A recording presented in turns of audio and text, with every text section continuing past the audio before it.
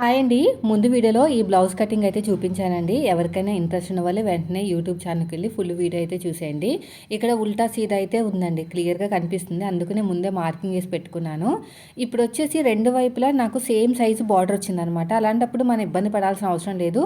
అయితే నేను ఒకటే సైడు తీసుకుని నేను హ్యాండ్ అయితే కట్ చేస్తున్నాను. ఎందుకంటే వీళ్ళకొచ్చేసి ప్రిన్సెస్ కట్ అనమాట. హైట్ కూడా బానే ఉంది. సరిపోదు. కాబట్టి బ్యాక్ పార్ట్‌లో ఏం బార్డర్ వేయట్లేదు. వాళ్ళకి నచ్చదంట బ్యాక్ పార్ట్‌లో బార్డర్ వేయడం. ఫ్రంట్ పార్ట్‌లో వేస్తున్నాను.